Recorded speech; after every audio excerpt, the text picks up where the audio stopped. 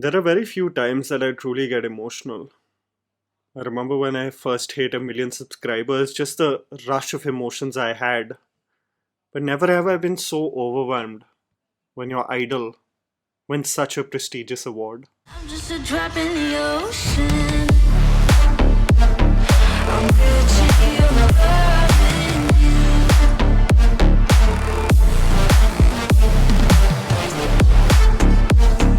I'm Gucci, I'm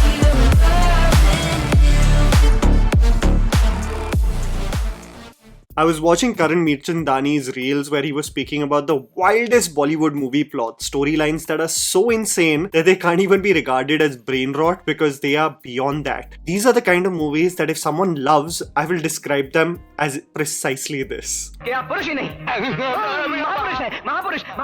kida of this video comes from his reel where he specifically described the movie plot of Hoshi starring Bipasha Basu, John Abraham and Priyanshu Chatterjee. A movie in which Bipasha Basu loses her sister in the 9/11 attacks, because of which she is extremely distraught. Technically, you just don't worry about me, okay?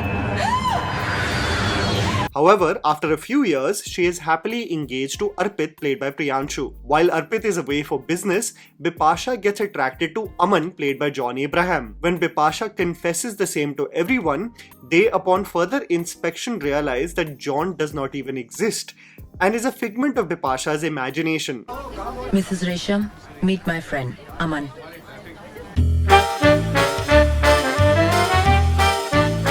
A psychiatrist blames schizophrenia for these visions, and on the wedding day, everyone can see John. Only for everyone to realize that Priyanshu actually got plastic surgery to look like John so that Bipasha can be in a happy marriage with him. All executed by using the drawings in Bipasha's wall and diary. Who the hell is this amazing plastic surgeon? Cause goddamn, I want to look like prime John Abraham. This is not even the wildest part. When Bipasha finally acknowledges John just being a byproduct of her schizophrenia, Priyanshu reverses his procedure to look like Priyanshu again. I did not know that Simpu Singh style you can just cut paste in YouTube player re-edit your final video.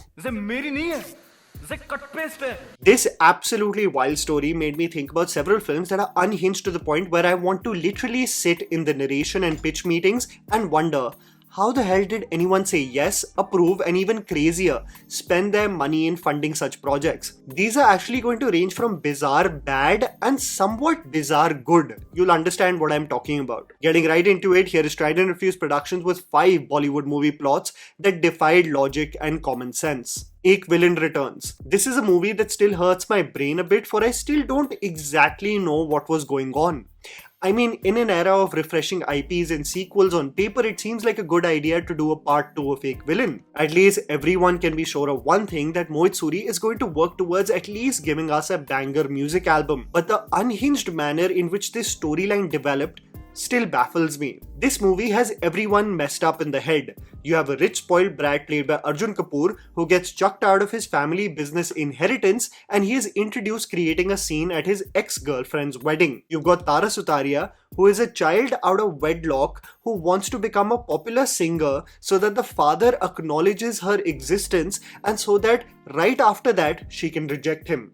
In parallel fashion, you've got John Abraham playing a taxi driver and hear this, part-time zookeeper obsessing over Disha Patni, a sales girl. He sees her cheat with a married man only to be coaxed by Disha Patni to kill women who reject men. Any man who is friend-zoned, cheated on or rejected is to be killed, and John follows, only to further realize as the plot progresses that John is actually imagining Disha motivating him to kill cheaters in relationships, as he is sick in the head and while begging and pleading Disha not to leave him, bear hugged her, broke her spine and killed her. It was Disha's spirit that was guiding a schizophrenic John to kill heartbroken and rejected men's partners while her corpse was freezing in his zoo. Oh, by the way, there is a face-off in the end where Arjun and John fight as Arjun wants to rescue John's next target, Tara, only for it to sink in for him that he only imagined Disha guiding her. So he thinks what's best is to offer himself to the tiger that devoured all of the victims. trust me, even the treatment of the film is as confusing as this description. De De Pyar De. This is a movie that became quite the success at the box office, and it is one of the few films that acknowledges the age of a 90s star and addresses the age gap that he shares with his romantic partner. Ajay Devgan and Rakul Preet Singh are attracted to each other and start actively dating. While all of this is appreciable and a welcome change to the usual, it's the development of the triangle love story that really confused and enraged me. Ajay introduces Rakul to his family in Manali as his secretary, which includes his ex-wife played by Tabu. A lot of confusion follows, and the ultimate reveal of Ajay dating such a young girl is met with immediate criticism from the family. However, the one person who stands up for their relationship is his ex-wife Tabu. What's crazy is that Ajay and Tabu, in a moment of personally reconnecting with each other, sleep together. They get it on. They have. When Rakul gets to know about this, the next morning, both Ajay and Tabu dismiss it as not being a really big deal. Saying it didn't mean anything, saying, it just happened, you deserve to know. Rakul says, you know what I deserve? कि तुम उसके साथ नहीं सोए होते. This is where Tabu comes into the picture, being holier than thou, saying, मैंने कहा था ना मत बताना, समझेगी नहीं. She further infuriates Rakul and me as a viewer by saying, इतना overreact मत करो, ऐसा नहीं है कि पहली बार हुआ है. She further has the gall to say, he didn't cheat technically, you are the other woman. We are not officially divorced. Rakul is gaslit into believing that she is being the unreasonable one, while the adults in the movie were getting it on and think everything is fine. What's the worst part is that some running time of the film passes, Ajay starts missing Rakul, so much so that Tabu goes to reconcile this relationship and say, तुम्हें धोखा नहीं दे रहा था, वो मुझे सहारा दे रहा था. So boys and girls, your cheating partner can say this line and you are good to go. Infidelity will get a pass and all is hunky-dory as Rakul reunites with Ajay after this dog explanation. What were they thinking? Shubb. This is a movie that falls in the category of actually being a pretty twisted and interesting idea. This is where common sense and logic can be put aside because this is actually a very interesting idea for a movie. Let me run it by you and I'll tell you where it somewhere faltered. This movie is the debut feature film of director Leena Yadav, who made the Burari documentary. You might remember this movie because of its amazing music composed by Vishal Shekhar. But hear me out. The story is about Sanjay Dutt, who is a successful author, but his subsequent book release has led to a lukewarm response, annoying the publishers, making one assume that he is out of ideas. Sanjay Dutt seeks for inspiration and notices that his wife Aishwarya Rai, a college lecturer, speaks about a young teacher who has joined the college played by Zaid Khan. This brings inspiration to Sanjay Dutt to write a story about forbidden love, urging Aishwarya to interact more with Zaid so that he can write the story. So essentially, in order to get rid of his writer's block, Sanjay Dutt willingly becomes a cuck so that his wife can consistently interact with a much younger Zaid who is smitten by Aishwarya. The tale becomes so twisted that Sanjay Dutt assumes that he can play God, not only with the characters in his book, but in real life. The lines between fact and fiction blur further for him. He starts to believe that he can predict where real life will go. He, in a mad sequence, believes he can control nature and the outcome of rain too, shouting to the sky as it pours profusely. And it happens. He stops the rain. Sanjay Dutt, the writer, and the husband in his mind become two entities, losing control of what reality is and what is the story of his book. The romance within his book becomes so intense that he becomes jealous of his own creation, of the growing proximity of his wife and the young lover that he himself urged.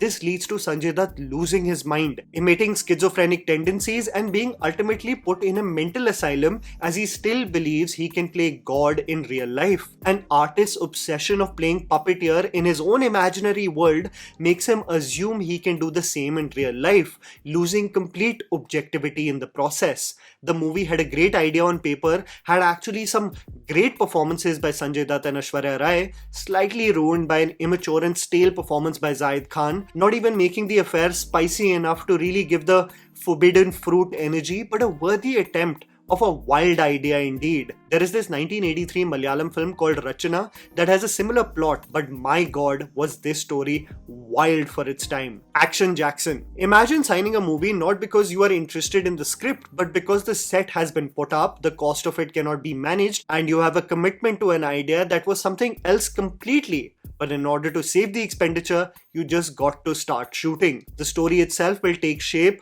while you're shooting. This is the story of how Action Jackson was coming together. A movie so absurd, it really makes you wonder what they were on while filming. Imagine a movie so unhinged that it casts Ajay Devgan in the lead role and has the heroine of the movie saying that he dances like Prabhudeva. तू तो प्रभुदेवा से भी अच्छा dance करता है। Watch me.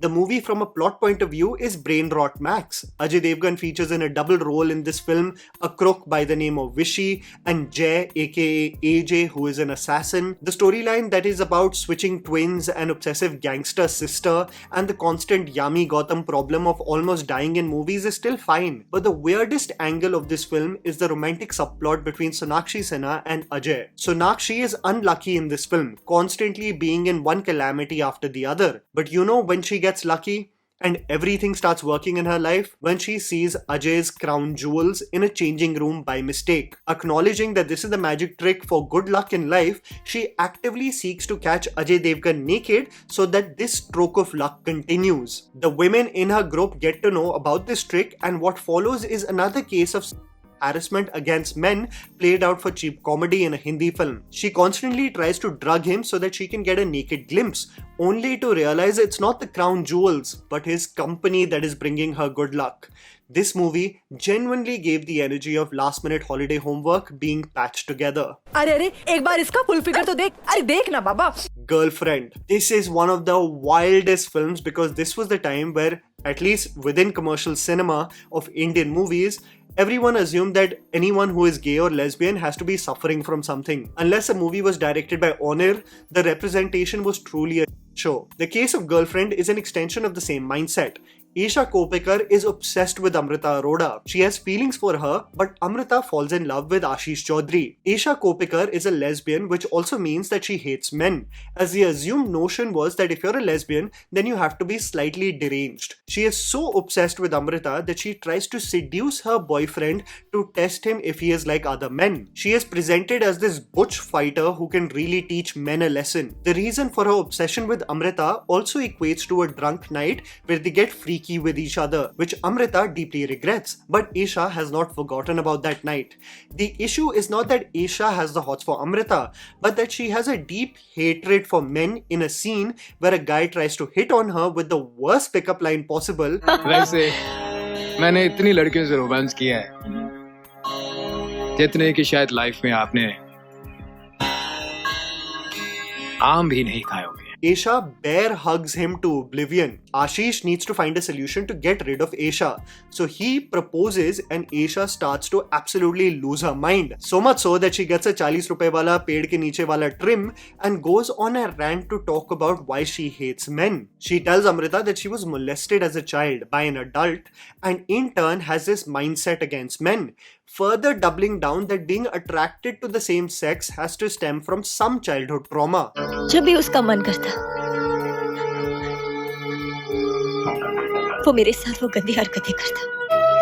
नफरत है मुझे इन मर्दों से. The film goes in full thriller mode where Isha tries to kill Ashish and ultimately falls to her death from a building. This was the era of commercial cinema when normalcy with the LGBTQI community was rare to find. And that was the video, guys. Write down in the comments below what are movies where the plot lines absolutely blow your mind on how they can even be approved. Please don't forget to follow me on Instagram. The handle is right in front of you. Follow me at JammyPants4. Also, please support us by smashing the like button and subscribing to our channel for weekly content ahead. Thank you for watching.